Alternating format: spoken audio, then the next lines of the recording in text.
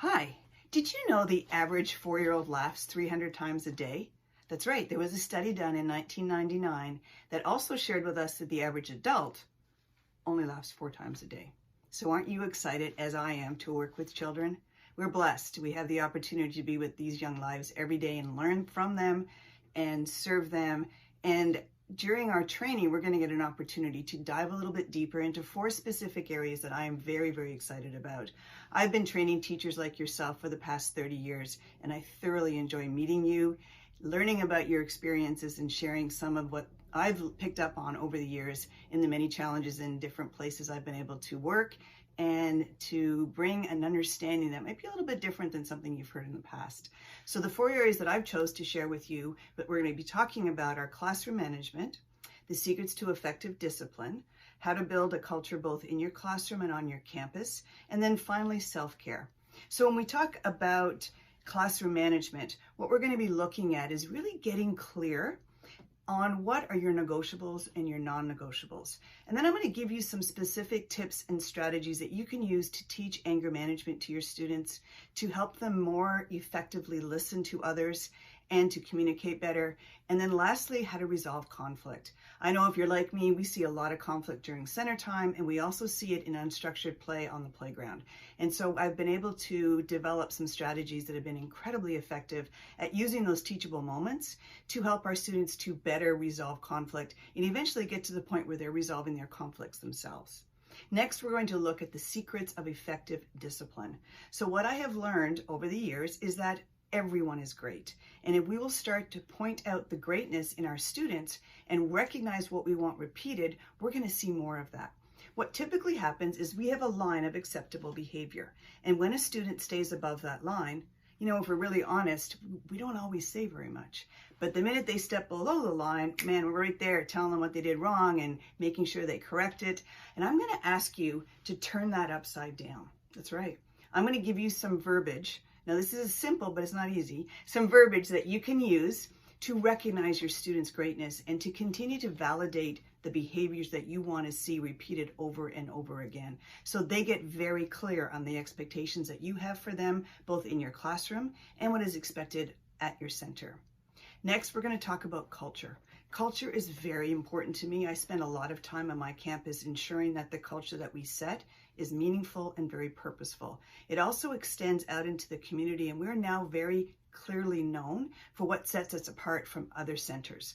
And I want the same for you. So you've got to get clear on your mission and your purpose. We've even gone so far as to teach our students a creed that came from our mission and vision statement, but turned it into I am statements, because as you know, anything that follows the words I am is what we bring into our reality, what we make true and real. And so we've allowed our students to be a part of that whole process. When you learn about real clear collaboration with both the other teachers on campus, then you can really look at some project-based learning stuff that happens where you can assimilate information across all different levels of your school day. Really exciting stuff. Brand new research is out there. I'd like to share that with you in hopes that you can take these back to your campuses. And then finally, I want to talk about self-care.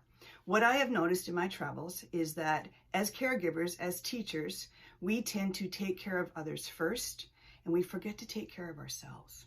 It's very difficult to continue to pour into others if you're not filling up yourself. So we're going to talk about some specific things I want you to do and to be aware of that you can really make a difference so that you're showing up refreshed and at 100% every day.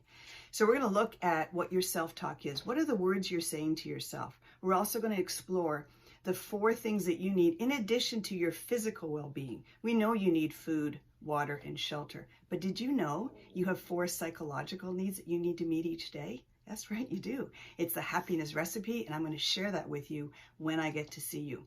I have a bracelet that I'm going to also have at the trainings, and this was given to me by a friend, and it's a great reminder to keep what we value dear in self-care on the forefront. So this wristband has, what you can see here is a pause button to remind us to pause and to really be in the moment, stay centered, take care of what needs to be done. Next is, of course, the play button, because we need to remember to play. We do with our kids. We're so fortunate that we have the careers that allow us to have such a fun work experience. And then lastly, There's a happy face to remind us to have joy. And I'm going to have these at the conference when I meet with you. Here's what I'd like you to do for me. In order to ensure that these trainings are very, very meaningful for you, I want you to take down this number I'm going to give you, 832-419-1455. That's my cell phone number. And I want you to text me some areas that you would like me to cover so that the training is meaningful for you. It's my goal that when you leave and go back to your Cinna, that you can implement that day, Monday, what you've learned from me. And that is what I'm hoping to do for you. And I've been doing it for many, many years, and it's incredibly effective. One last thing I want to remind you, when you sign up right here, I really want you to bring all of your staff. Make sure all of the teachers you work with attend. If you can make that happen, you will be a member of my VIP club. You will get preferential seating. You will get time with me that day. But most importantly, you will get a 30-minute follow-up call with me and your staff. After you've been using these techniques for a while, I want to give you an opportunity to ask me some deeper questions. I know myself, when I go to training, it's really easy. You got it all in your head that day. Then you get back to implement, and it's not always that simple. So I want you to use me as a resource. Again, I cannot wait to meet you. I'm Debbie Elder, and I'll see you soon.